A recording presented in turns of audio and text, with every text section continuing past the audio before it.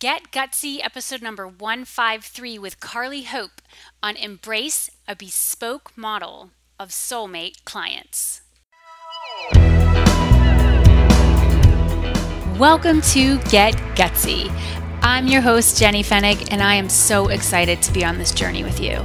A cutting-edge show blending business and spirituality, Get Gutsy serves up a potent blend of stories, lessons, and tips to help you make a massive impact in the world through your soul's work and your inspired life.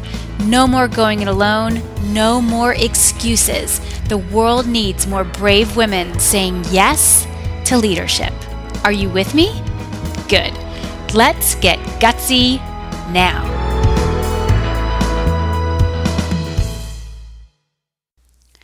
Hey there, Jenny here. I am recording this message, this intro for you for our new episode, the weekend before it airs. So this is due to air September 12th, and I'm recording this actually on Friday, September 8th. And I want to mention that because this is going to air after some Irma action is going down. And so I just want you to know, holy crap, Mother Nature is showing us who is boss. She's pissed. And I have just had a hard time focusing. I don't even live in these places where hurricanes have been hitting. I used to live in Florida and Georgia. That's where I grew up. So maybe that's why this one is particularly hitting close to home. What Irma is looking like she's going to do by touching down on those states, and what she's already done in the Caribbean. I mean, the devastation. And then recently what Harvey did in Houston and that state of Texas. It's just, I feel like it's one after the next after the next. And according to these fantastic meteorologists, and thank goodness we have people out there who are looking out for us on the weather front, Hurricane Jose is strengthening, and then Katia is nearing Mexico. And speaking of Mexico, they experienced a hurricane. Yeah, what the what? Oh my goodness, it just feels like, I mean, there's times, I don't know about you, but there's times when you just want to throw your arms up in the air and go, what's the point? Why are we doing this? Like, it's that song, I can't remember who sang it. It's the end of the world as we know it. It's the end of the world as we know it. And not everybody feels fine in that song, and I feel fine. So however you're feeling, whatever you're going through, just know there are feelings out there right now. You got to feel those feelings. Don't push them down. Don't numb out. If you're in those places that have been impacted by the storm, or you're going to have future storms coming your way soon, be smart, be safe, know that the storm will pass. And what I'm doing is kind of just seeing the bigger picture at play here. What is going on? What is the lesson? What is the message from nature, from the impact of our choices that we've collectively made as a society, as a planet up to this point? And what are we going to do about it? What are we going to do about it? Because I do believe that the human spirit is the strongest energy, strongest force in the world. However, these natural disasters, these catastrophes are very, very powerful. And it's up to us to learn from our past and move forward in an intelligent, compassionate way towards the planet, towards ourselves. And what I'm taking from this is simply a stepping back and saying what really matters. What really matters in the grand scheme of things, and how can I focus on what matters and not all the other stuff, not all the minutia that tends to crop up and get us off our path. You hear me? So I am, again, just praying right now that, again, when this goes live, Irma will have moved through, as long as all these forecasts are correct, she will have moved through Florida, moved through parts of Georgia, and, hopefully is like heading back out to the ocean. Like, leave us alone.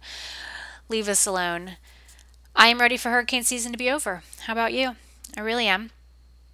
And speaking of seasons, I want to give you a heads up that this week, starting this Wednesday, September 15th, I am doing something new. I am starting to do a weekly Facebook Live show on my Facebook page. My page is called Jenny Fenig, my name, very simple.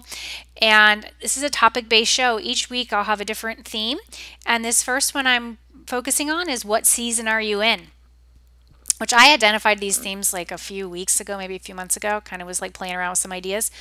And this is the theme for our first episode of our Facebook Live show. These are going to be happening live every Wednesday at 12:30 Eastern Time. So that's 9:30 a.m. Pacific. And then just figure out what time it is in your neck of the woods. And of course, you can watch the replay right there on my Facebook page. Again, these are every Wednesday. And then what we're going to do is we're going to be then publishing the audio of each of those Facebook Live shows right here on the podcast. And we're planning on having those audios coming out every Friday. So you'll either catch it on Facebook, or if you just like listening to the audio, you can come and hear it here on the podcast. Just kind of evolving and keeping things fresh and exciting for me and to serve you more deeply. But this whole idea of what season are you in, like, oh my gosh, because I'm like ready for hurricane season to be over. And I don't really have control over that. It's not my decision. That is hurricane season. And we're going to be talking about that in that first episode. What season are you in? And to embrace that season, even if you don't like it, even if you wish it was over. What can we appreciate about it? What can we learn from it? All right, so heads up on that. The other thing I want to invite you to is a really amazing free challenge that I'm going to be leading. It's a 7-day challenge. It's called the High Vibe Challenge. And kind of the subhead, if you will, the subtitle is 7 days to help more people with your sacred work. So I have a page set up for it. You can go to the page, you can give us your name and email address, and you will get access to the free challenge. It is going to be a glorious 7 days together, lots of sharing, lots of connecting, learning. I'm going to be, teaching and taking your questions, and we really will be bringing together a beautiful circle of leaders from around the world. So go to jennyfenig.com/vibe. jennyfenig.com/vibe for high vibe, and you will get in on that and spread the word to people in your world who you know are ready for something spectacular to take your work to another level. Because that honestly is what we need to be doing, taking our work to another level, helping more people with what we're doing, trusting the seasons, trusting the lessons, and sharing those lessons with a wider audience, but a very intentional audience. And I am so excited to tell you about our guest today. I've been waiting to publish this episode for a bit. I actually did the interview with Carly several months back. Her name is Carly Hope. And we just went deep together in this conversation. You're going to get the inside scoop on it. Something that I have been embracing in my own business, and you're going to hear me talking about even more, is this whole idea of a high vibe, high end, and high touch business, which is what Carly calls a bespoke model of business, a bespoke model versus a volume model of business. This is so important for you coaches out there, you consultants, you teachers, healers, you creators, because if you have been hanging out in the online marketing space for some time, the online business space, it's very easy to get kind of wrapped up and caught up in this whole like, oh, I want to serve gazillions of people and charge $10 to join my membership, and you're doing all the math in your head and you're thinking about all the possibilities, and yet you're not knowing about the impact of that decision, all of the complexity that comes with some of those choices that you think are wise to make. And I'm not saying that they're not wise to make, but you need to think about all the ramifications of the type of model you are building in your business. I know for me, I've made some missteps here in the past and no regrets, but really I got back to a place of who do I want to serve? And I know for me, I like to go deep with my people. I don't do well with just scratching the surface. I would rather go deep, than try to cast this like super wide net and only scratch the surface. That is not my thing. I only know deep. So the conversation with Carly Hope today is going to be a very, very powerful one for you to listen to. She went through a hard time in her personal life, went through a divorce. She became a single mom. She had to make some massive changes, and she reveals it all in today's conversation. So listen to that. Listen to what lessons there are for you in the life that you're living. I love when Carly says she had the, quote, perfect sales page life. And then when she went through this personal change, that all shifted. And it became okay. It became okay. We talk a lot about spirit. We talk about a litmus test that Carly uses when deciding if she will or won't work with a client, which is fucking spectacular. And how to make pleasure a priority in your life and business. So without further ado, I introduce you to this beautiful conversation with the one and only Carly Hope.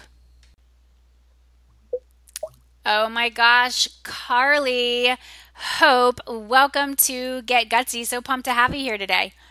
Thanks, darling. So excited to be here. Yeah, I feel like it's a long time coming for you and I to talk. Like we've never talked, like we've typed to each other. We've typed and now we get to talk. You know, it's this funny online world that we live in where you develop these relationships online, and for the vast majority of those relationships, you've only typed to each other. You know, you've typed messages. And so today we get a chance to talk. I appreciate you being on the show. Where are you now, Carly? I'm in England at the moment. You're in England. Now, I feel like you've moved some times so recently. Like, what's your deal? What's your deal? Yeah, so I'm English, but I was living in Spain. And then I moved back from Spain about 6 or 8 weeks ago. And then came over to you guys. I had a week in San Francisco, and now I'm back in England and think I'm staying here for a little bit. Okay, so tell me more about that. What prompted you to move to Spain, and why did you come back to England? Yeah, I love it. Okay, so I can't answer any questions without giving you my life story. Like, I love that. I don't know any other way. So I started my business in 2011, and one of the reasons that I started it, I was working in learning and development. I was doing a lot of corporate coaching and training. Okay. And I wanted to be more flexible. I had this dream and vision of living with mountains and sunshine and beach. And so I was doing a lot of work back then with law of attraction. A lot of my business and a lot of my personal interest was in manifestation and visioning, and really kind of, I think I just started to have the taste for the fact that I had some power over my life. There was some co-creation happening.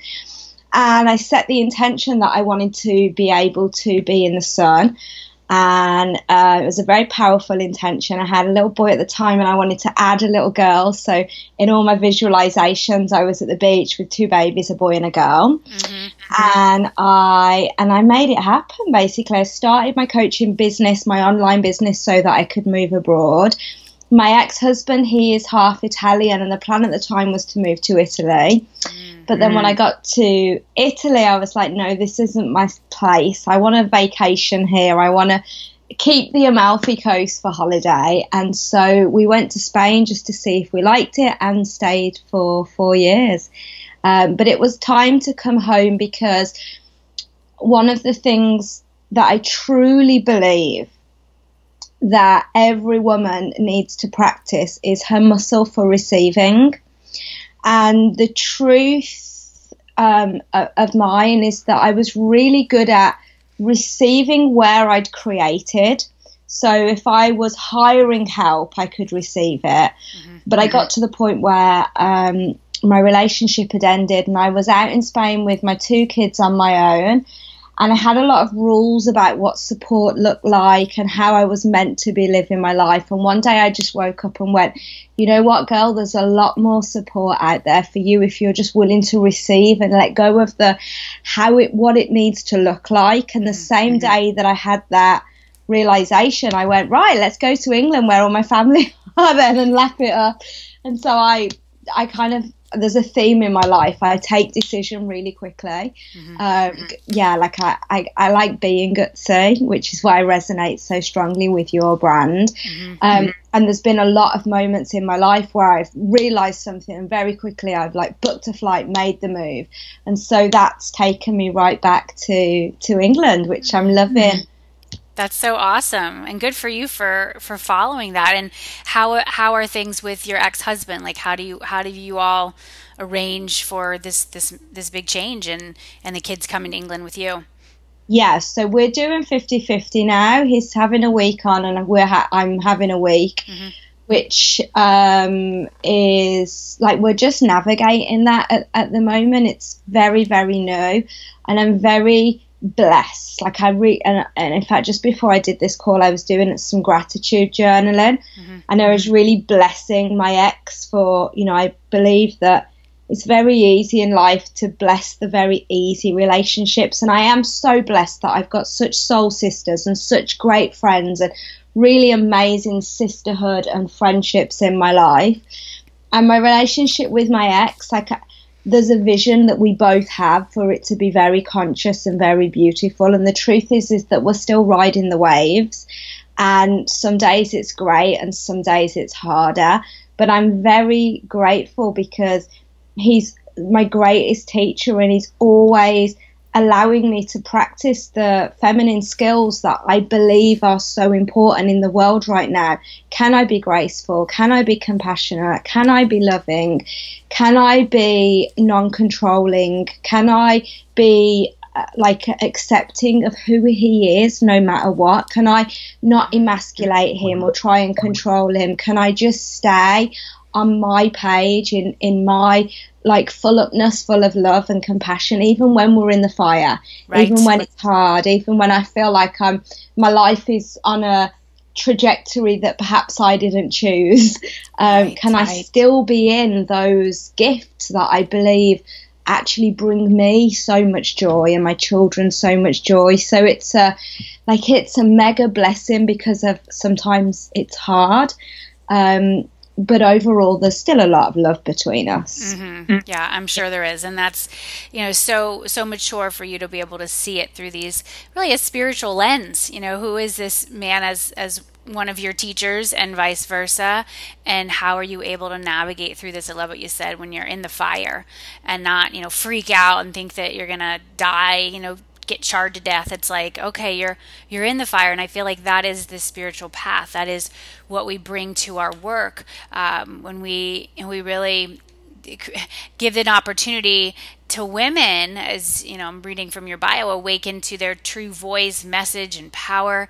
And so how has your life, the journey that you've been on, your personal journey, how has that impacted your work? So massively, Jenny.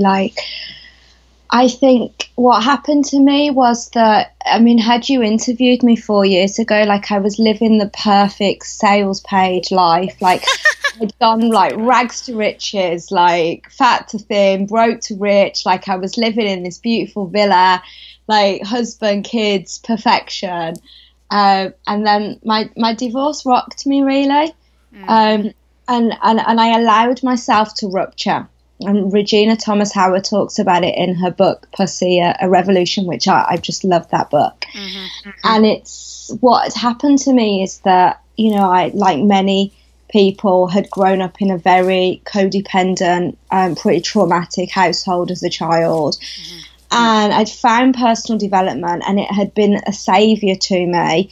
But in many ways, I'd been constantly putting a Band-Aid over some problems with affirmations and positive thinking and all of this stuff. And I'd never really allowed myself to be with the shadow and be with the darkness and allow any of the grief and the anger.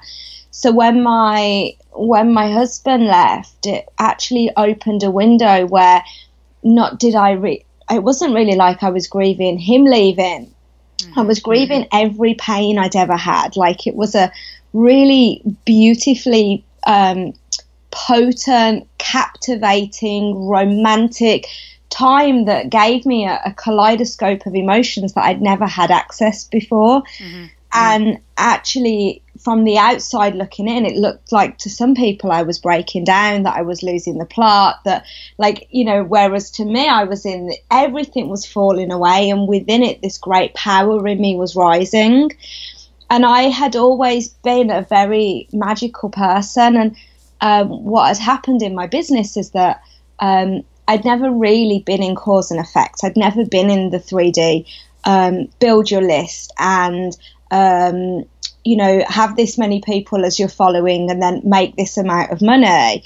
I'd always had, my business had always happened in a very, very magical way. I was always purely in alignment with service, and clients would just drop into me, and I would, because of my background, and my whole career really had been spent in teaching sales, and I did have that skill, but I was also operating very much with this fifth dimensional kind of alignment to source rather than cause and effect. But I was always very, very embarrassed of that.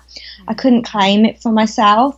So I spent tens and thousands of pounds having mentors teach me to be less magical, have people teach me about sales and marketing and the logic and matter. And I really wanted to ground my magic so that I would be more credible, which was a wound that I'd had from childhood.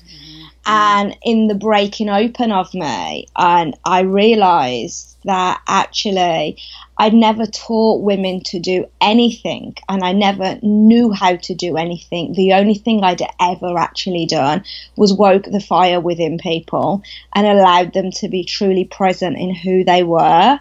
And so it was more for me, not necessarily just changing my gifts, but just really seeing the magic that I'd always had around me and claiming it for my own. I love that. I love that. Yeah. Why do you think those mentors and guides that you hired, why did they want to kind of take away that your connection to source, or you speaking about magic? Like, what do you think that was? It totally wasn't their fault. Like it was my,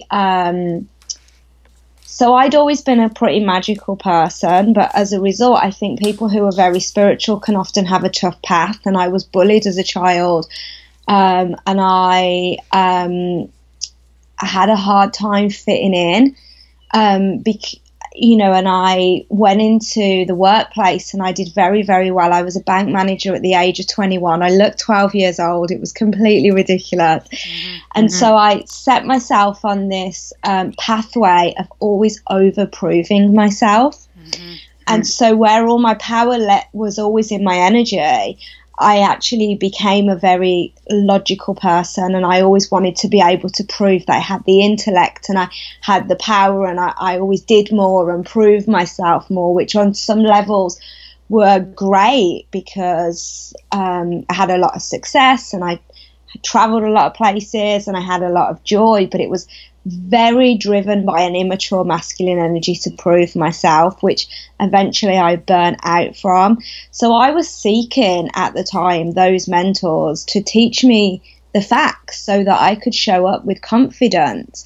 And yet underneath me, it was always like this secret of, well, I was embarrassed. I don't actually know how I'm turning over hundreds of thousands of pounds. I don't actually have the formula for that. There is no formula because if your audience know anything about Myers-Briggs, I'm ENFP and my star sign is Aquarius.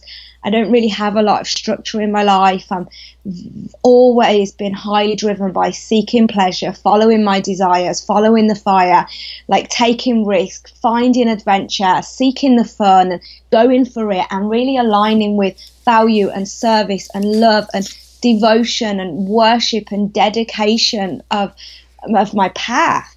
And I thought all of that was like, oh, well, no one's going to take you seriously if you come out and say that. Like, you should be the person who knows the facts and knows the logic. And like at one point I was trying to learn about like quantum physics, which is just hilarious because I can't even do math. We've all gone there. Yeah. I mean, did you ever see the movie What the Bleep Do We Know? What the Yeah, yeah, that was intense. That was yeah. one of the first films that I watched, like once I discovered this whole like whoa, this world, this world of personal development. I actually watched that film during my yoga teacher training, and that totally cracked me open. But I so identify with what you're talking about. I feel a lot of myself in the description that you've shared about you with I don't know if I called it like magic so much when I was a kid, but I always just seemed to know something, and I had this connection to some kind of higher power, which I didn't call it that at the time, but things tended to go my way. Like I tended to have pretty good quote luck in my life. And I think sometimes when you are, a cute woman, blondish, um, petite, you almost have to, this is myself anyway, people assumed things about me. And they would assume maybe you weren't that smart. Maybe you didn't really have your act together. You're just like a pretty face. And so you almost needed to, like you said, prove yourself in a way. No, I am smart. I do know what I'm talking about. I do have all of my facts together and my data points and my blah blah, and we start forgetting that we have this magic, we have this essence, we have this this energy that people want. Our tribe is craving that, because I've found that so many people are disconnected from their core essence. They're disconnected from nature and their bodies and what they really want, and we've moved into this logical kind of like robotic way of not even being in the world. It's like acting in the world. And once we, surrender into it, a whole nother dimension opens up. And that really has been my business path as well. And I think when you're earlier on, you tend to hire, you part of programs, you work with mentors and coaches, and they usually have your best interests at heart, and they're trying to teach you their thing. But I do find, especially with women, we almost are, we're trying to prove ourselves too much. And once you get to that point that you realize you are worthy and valuable as you are, like you don't need any additional stuff to be worthy or valuable. And when you really can bask in that, that's when your life takes off. And so for you, Carly, you went through this divorce. You kind of were in that fire. You just realized, like, oh my gosh, I have all these wounds that you didn't heal in your past, and you gave yourself this space to grieve these things. What did that then kind of lead to in your work? Like, were you doing various programs at that time? Were you doing one-on-one coaching, retreats? And then how did that impact what you're doing now? Like, how did you evolve that? Because I really want our listeners to know, like, no matter what you're going through, it's all good. Like, you're gonna get to wherever you're meant to be, and you can still be serving even when you're going through some hard shit, because we're always going through some hard shit. And that's what makes this really compelling, because people realize we're freaking real. We're real humans. So walk us through that journey of what were you doing kind of before the crumbling, and then what are you doing now in terms of the way your business is set up? So before the crumbling, I was very much in the, which I think many of us were, I was in a very high energy. I launched every 6 weeks. I did a webinar into a 6-week program with a live event into a mastermind, which we rinse and repeated every 4 to 6 weeks. Which is, for anyone who's has lived that's quite an intense way of operating one's business, especially as at the time I had a 1-year-old. Wow. But there was I loved it at the time, right? At the time, there was no complaints for me. It was my passion, and I was just so excited to be of service in that way. Mm-hmm. And then when I had the breakup, I actually took some time off, which was the right thing for me to do. And to like speak to what you're asking me is that even when I took the time off, clients still showed up. Mm-hmm. So So there was a miracle for me when I was having $80,000 months, but I was working my ass off for that. And the miracles kept coming even when I never went to work, even when I never sent emails. Like, God always had my back. Goddess, like, there was like, I was like, look, I'm going to do this work and I'm going to process this grief and I'm going to awaken all of this power and this energy that's coming through me. I'm not going to suppress myself any longer, but Goddess, you got to pay the bills, right? Right.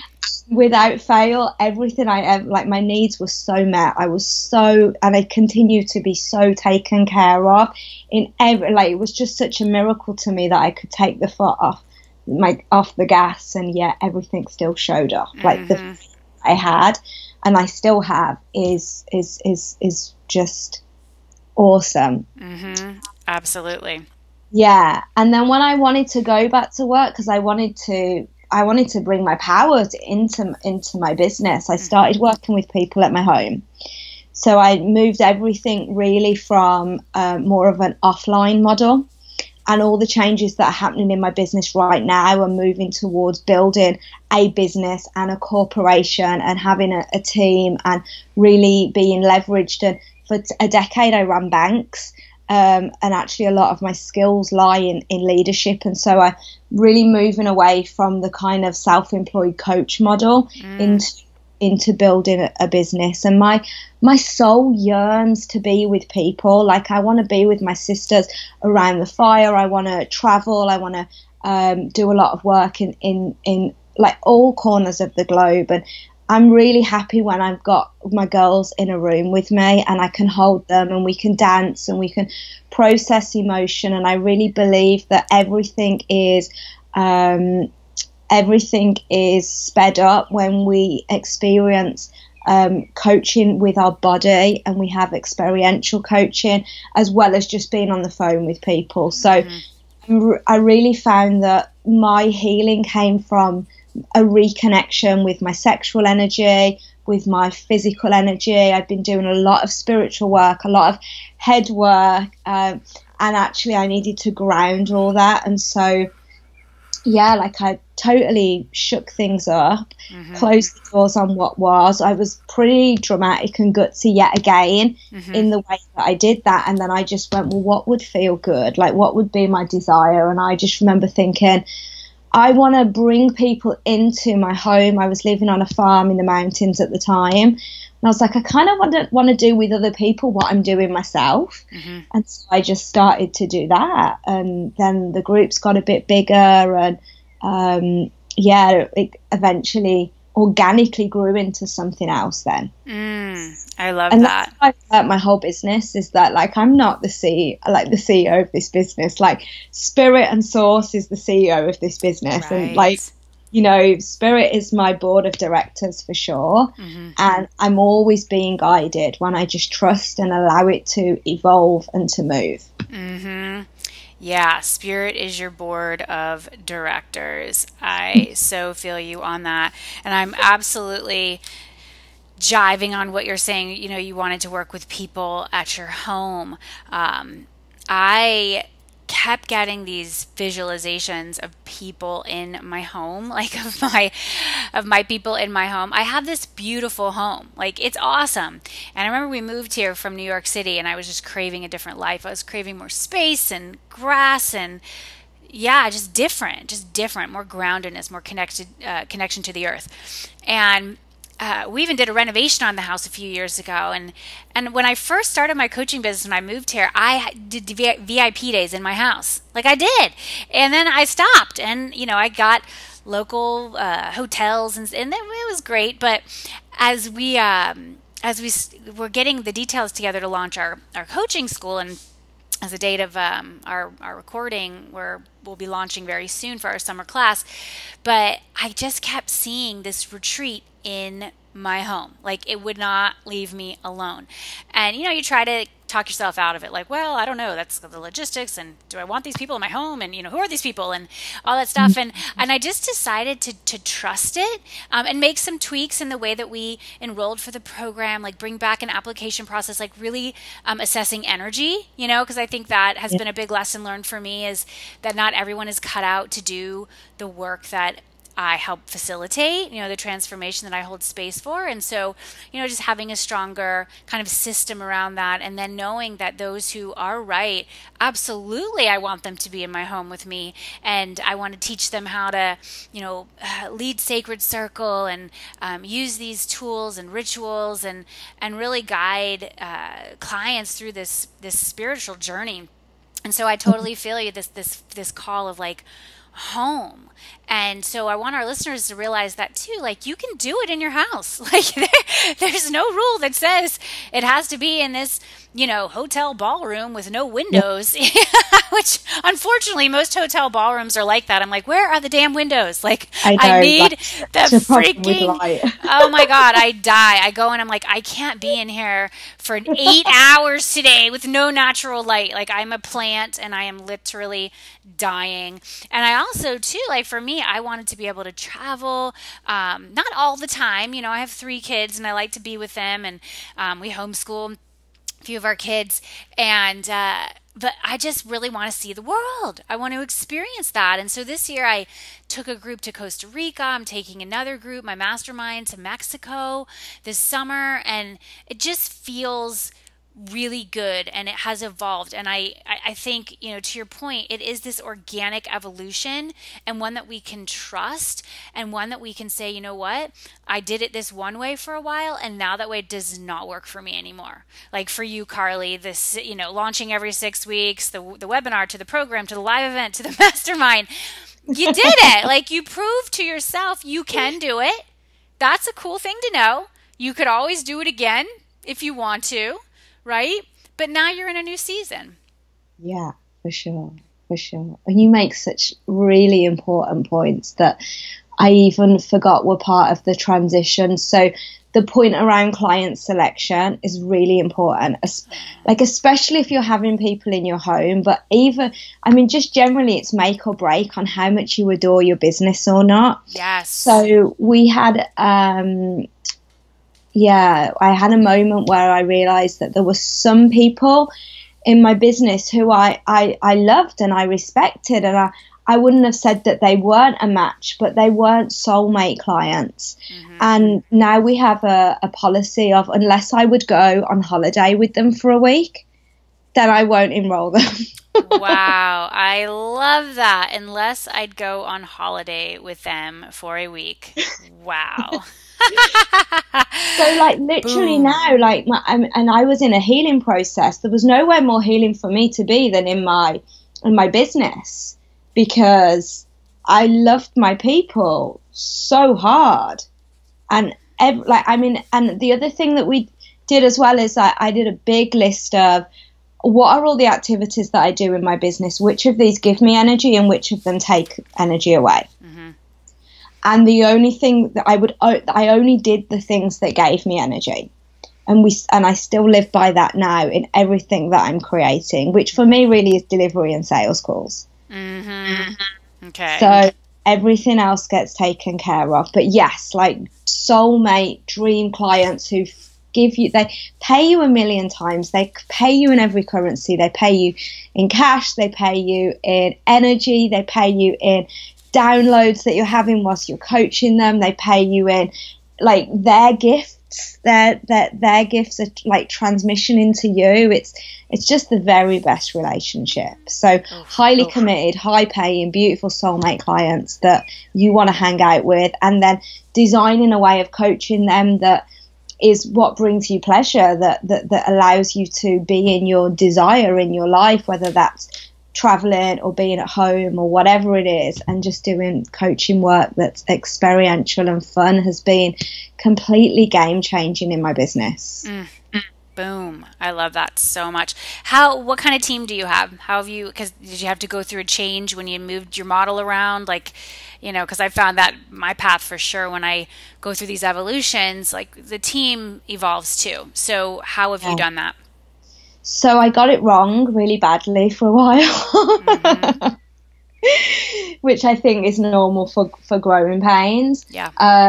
And I'm actually making some changes to it at the moment where I am getting some actual board of directors in who have got expertise in the parts that I don't want to do. Hmm. So that's what we're moving toward.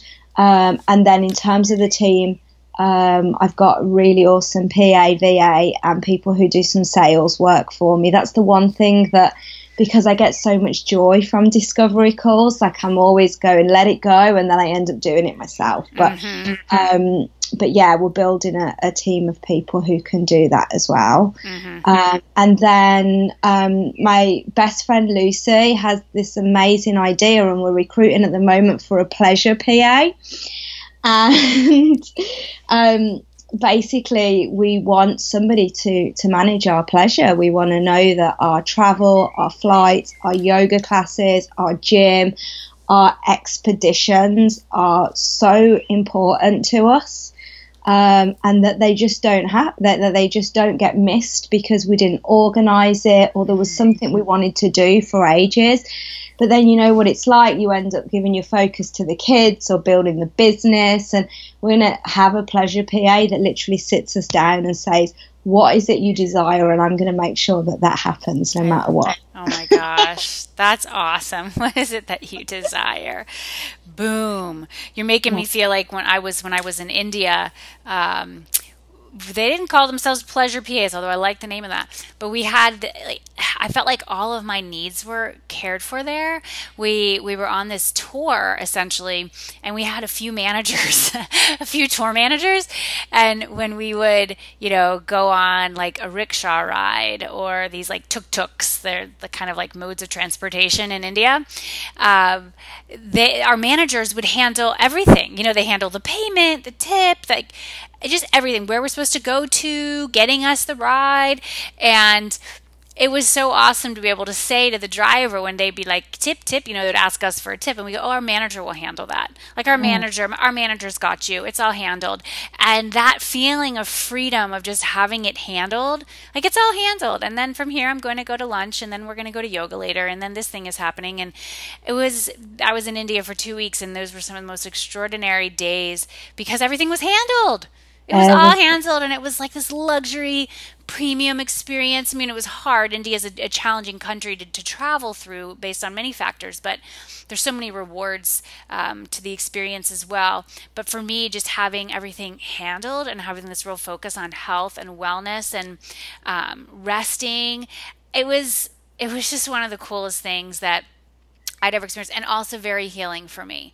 Very healing for me to realize that my value isn't rooted in how much I do, how much I produce, right? That's what I used to think, that I am valuable based on what I produce.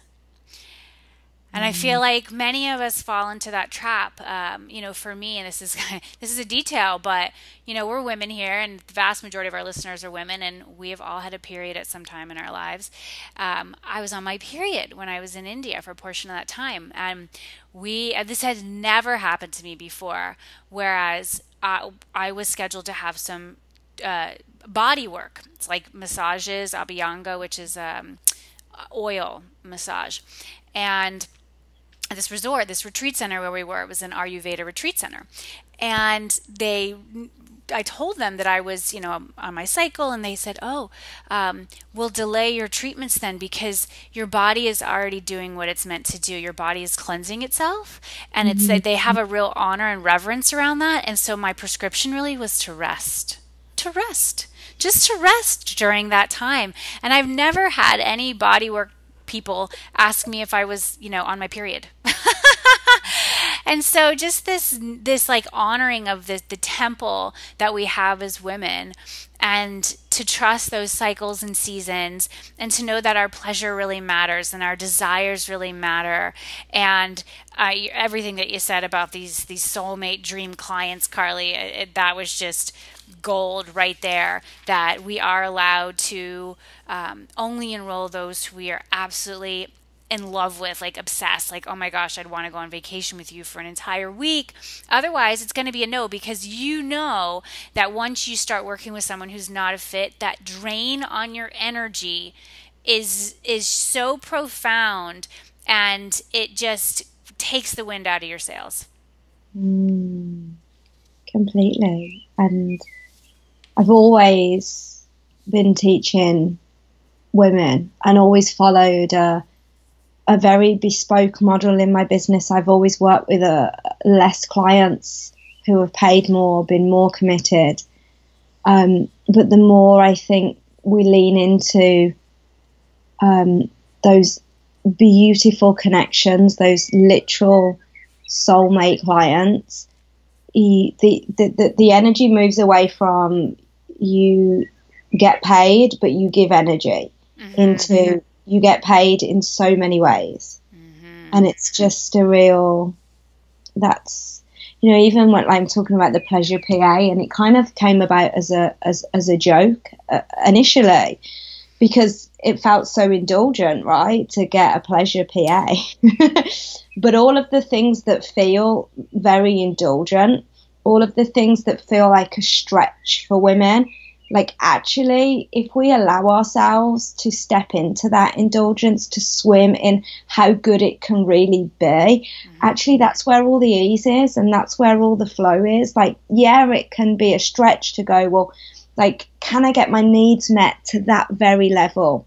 Can I rest because I'm on my period? Can I rest because I'm going through a breakup? Can I rest because, like, the moon is full and my emotions are high? Like, can I allow myself this amount of pleasure? Can I allow myself the rates that are this high? Can I allow myself clients that feel so good?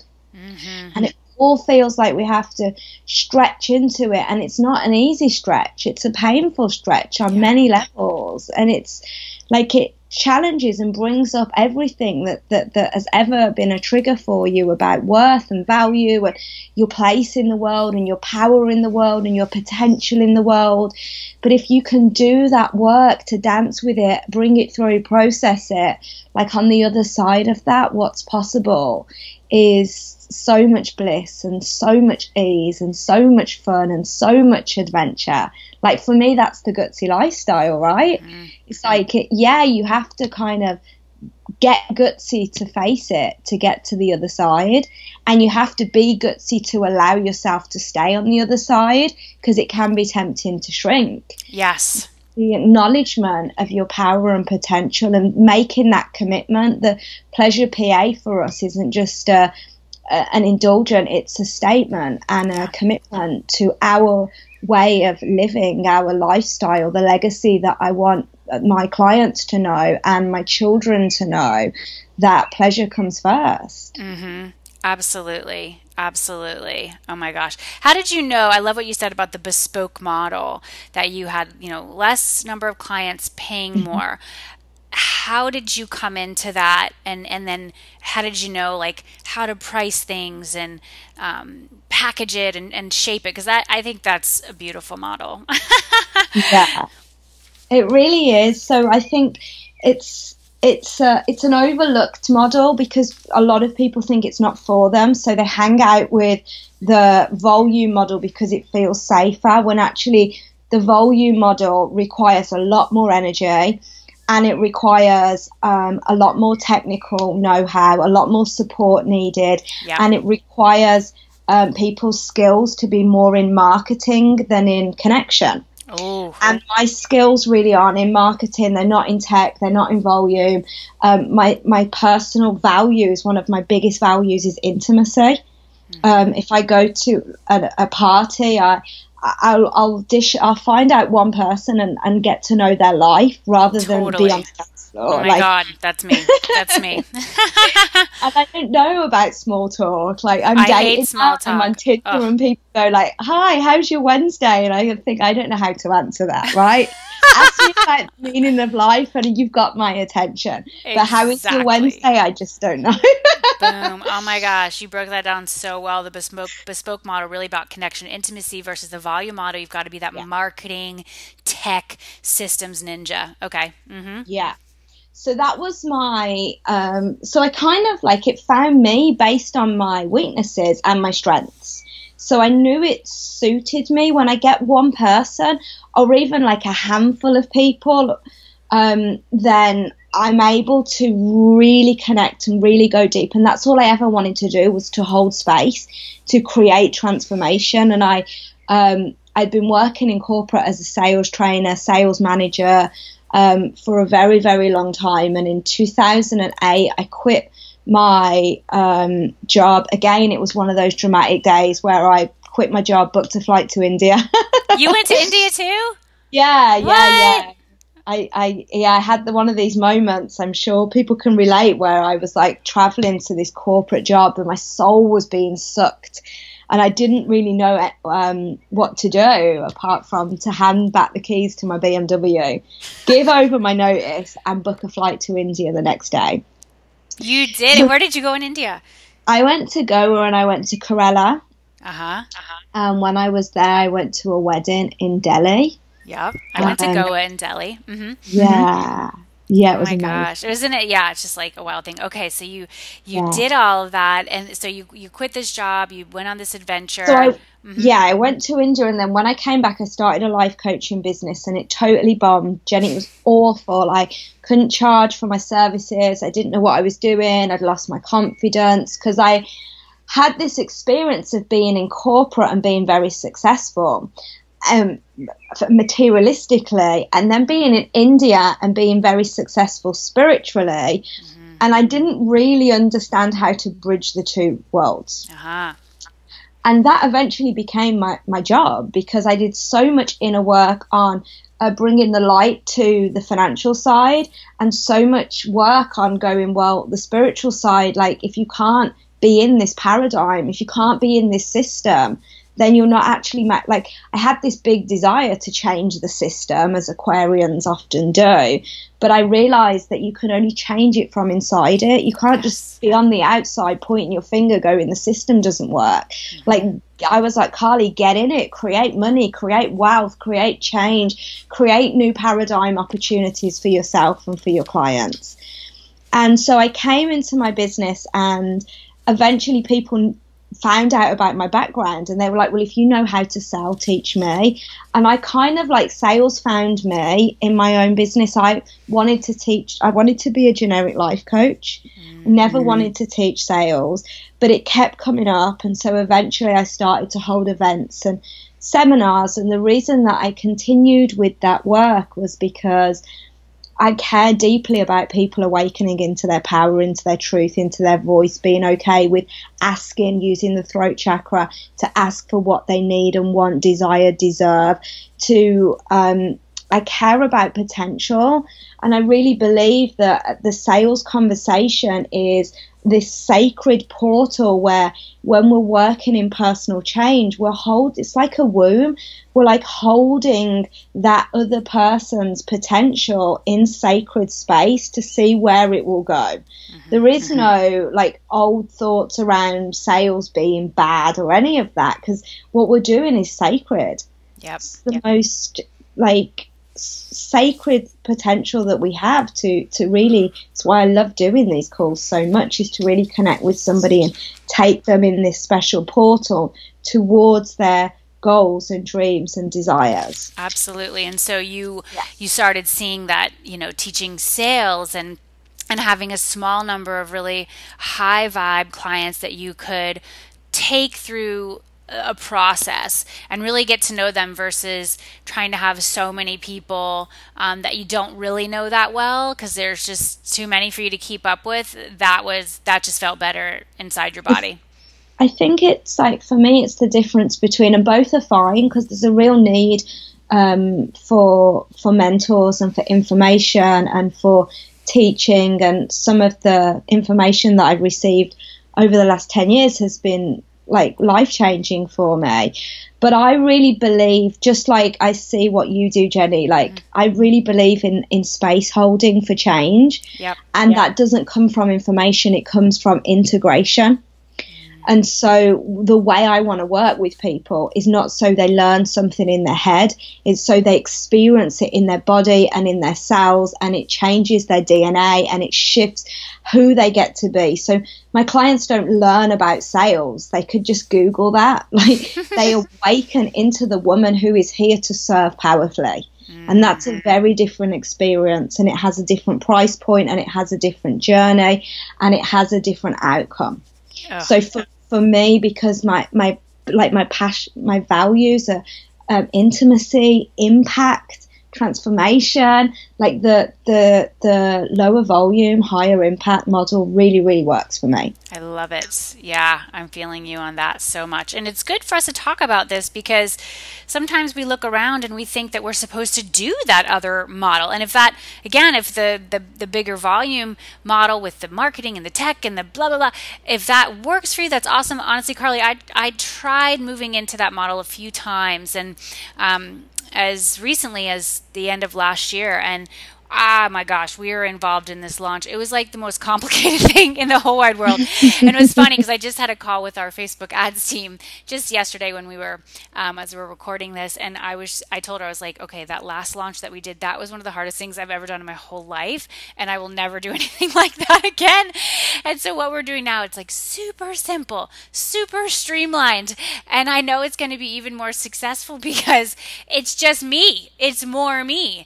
And you know, it's great to be able to try things, but come back and always listen to that inner voice. Don't be so swayed by, a coach or a mentor, and you see what they're doing. You're like, I'm supposed to do that too. And then you realize, I'm dying. Like, this is not working for me. I don't see my kids. I'm thinking about work every second of the day.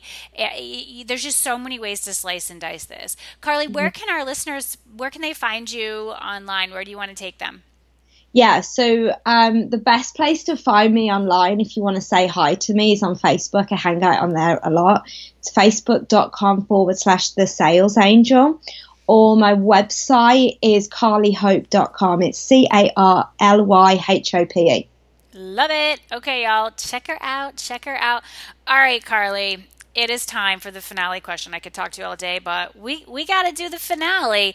What is the gutsiest move you've ever made, and how does it inspire your life and work today?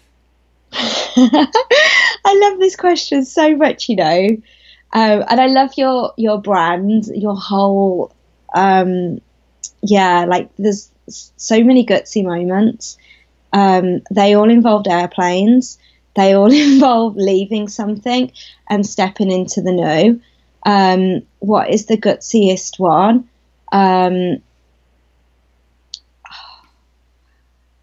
Like the gutsiest ones are the most simple ones. There's a lot of like traveling to far away places, but like for me, the gutsiest things are those small things day to day that move you more into alignment. Mm-hmm. Like when I knew I wasn't going to live in Mallorca, or I knew I wasn't going to be in my marriage, or I knew I wasn't going to be in my old business model, or I knew I wasn't going to send my children to the school that they were going to, or I knew I was going to, like, sounds crazy, but I was going to start eating meat again after being vegetarian for a long time. Yeah. Like just these small things that, I mean, maybe leaving your marriage is quite gutsy, but it's like that these just kind of day-to-day small things that are constantly ushering you further and further into alignment, so that your overall existence feels gutsy. It's like you can buy a plane and jump on it and it'll feel gutsy for a week, but really you just want to vibrate gutsiness at every moment. Yes, vibrate gutsiness at every moment, and that overall alignment, that's very profound. That's very deep. It's the daily actions that we take to be honest with ourselves and to know that we are these constantly evolving creatures, and the more that we can say yes to that and give ourselves permission to change, and you deciding to eat meat again, that's very brave. Because I was her Alexandra Jameson. I don't know if you know her, but she was a Yeah. vegan for a long time. Like she did all this work around that, and then she was getting sick because her body needed meat. Her body needed it, and she started eating meat again. And I had her on the show. She was one of my first guests when we launched this podcast back in 2015. And she got hate mail. She got death threats. I mean, it was intense. And so that seems like, oh, that's a little minor detail, but whatever it is, it can feel big to you and small to somebody else, and vice versa. We simply have to give ourselves permission to make that change. There's freedom on the other side, and alignment is absolutely where it's at. Carly, thank you so much for being here. It's been so awesome to get to know you better and to talk voice to voice. Thanks, darling. I've loved every single minute. And all you gorgeous listeners out there, woo! What a journey we are on. I appreciate you being here and just shining your light in this world. This is Jenny Fennig sending you so much love, light, and faith as you get gutsy. I will see you next time. Hey, this is John Lee Dumas of EO Fire, and you're listening to Get Gutsy with Jenny Fennig. Gutsy leaders unite and ignite. I hope you enjoyed this episode of Get Gutsy as much as I enjoyed creating it for you. Are you responsible for leading and growing your spiritual business? If so, I have a free tool for you that will help you spread your message like wildfire. It's called the Sacred Marketing Puzzle, and it's a one-page PDF guide that simplifies the often mysterious and confusing world of marketing. When you use sacred marketing tools to amplify your message, you'll provide huge value to your tribe and grow your business. What are you waiting for? Go to jennyfennig.com/puzzle to get yours instantly.